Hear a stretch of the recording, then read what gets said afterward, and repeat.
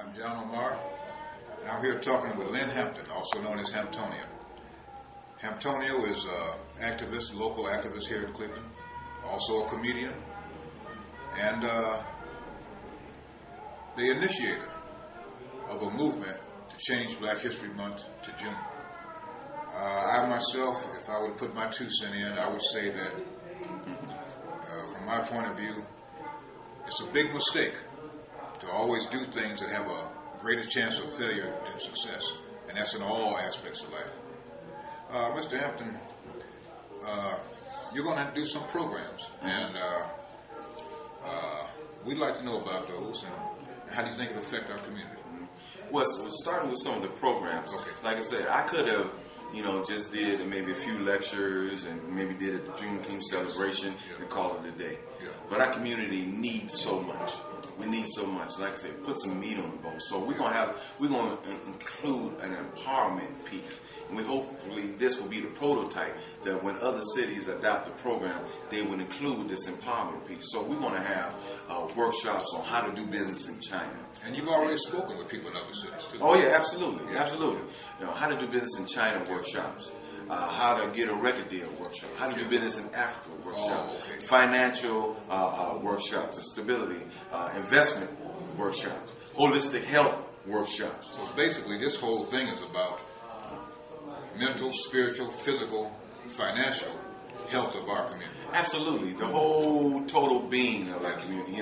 Like I said, and other folks can implement other programs to enhance what we're trying to do. Give us. We have a parenting workshop. Okay. You understand? All aspects. All aspects. See, June is a good month because you got 4 key components in June that we can make June and capture it and make it ours. That is centered around Black folks. Say 4 components. Right. So number 1, you got Juneteenth in June. Okay. Number 2, you have Father's Day in June. You see? Now, if they say that's the big disconnect in the African American community, you have Men Day programs where men have to bring their sons there. You have speakers like Cornel West and different folks come in and talk about the importance of family and connected that whole Afrocentric approach to family and what that's all about. Yes. Okay? You got the African American Music Month in June.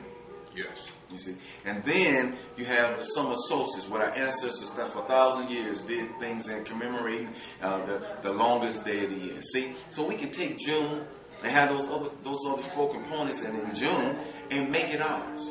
There was a very famous woodcarver born in June. Is that right? But anyway, what do you say to those people who would say, well, February has always been a tradition? Yes. And they're against it because of that. What do you say to those people? Well, I would say to those people, for number 1, we need to do the research on our traditions. Yes. Because African American people is doing a whole lot of things on the auspice of tradition and don't even know why they're doing it. You know what I mean? I got one that I don't want to insult anybody. Yeah, well, we got to tell the truth. But chitlins. How many cases of high blood pressure do we need? Yeah. Or diabetes? Yeah. Chitlins? Soul food is simply the food they gave us because they didn't want to eat it. Yeah. Do we have to continue with that tradition or what? You know what I'm saying? And you see the hospitals are getting filthy rich from us, but when we gonna start? You got traditions like Santa Claus and Halloween, and we got an Easter bunny and an egg that we got to explain to our children the connection and thinking somebody's coming down. Tradition, it's pretty much got us in the position that we're in right now, talking about and thinking about tradition. And really, all traditions are not good. Okay, all traditions are not good. There are some traditions that we need to get rid of. That's one, and that's the whole point of the matter, and that's what we're talking about. There are people who are very upset because they say that the February celebration is a tradition, and they don't want to change it. And as we were saying before the break, all traditions are not good. Absolutely. Like the tradition of eating chitlins, for instance. Yeah. So. This tradition thing. I think a lot of tradition is really got and taking us to where we at right now. You know what I mean? You know, believing in Santa Claus, the tradition, dealing with Halloween. You know, having the relationship between a rabbit and an egg. You know what I'm saying? You know, so those traditions. So and all those traditions are not African American or African traditions. You know, what research are we doing that is going back and dealing with some of our tradition? And if you would do that, you would find that there's some deep, some conscious, and some spiritual connections there that you can, have bestow on your kids and your families, and they also have deep African thought. Deep meanings to them. You know what I mean? It's actually a whole other conversation. Yeah, it really is. Because when you really get into that, because we, something that Brother Azawar Kwesi said, to make a successful slave, you have to erase everything about that particular individual that they know about themselves, that they can connect themselves to.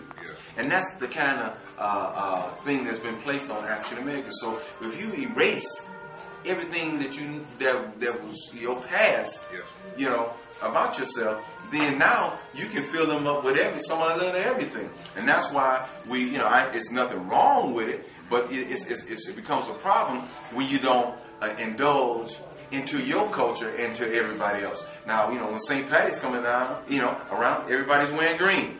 You got African Americans walking around with green hair and drinking the green beer and things of that nature. So, we tend to embrace everybody else's culture, but not fully embracing ours. Well, it's been said that all things are related. And a few of the things we touched on here today, we could go off on a tangent and be here all day. But I think that should just about do it. We may as well wrap this thing up.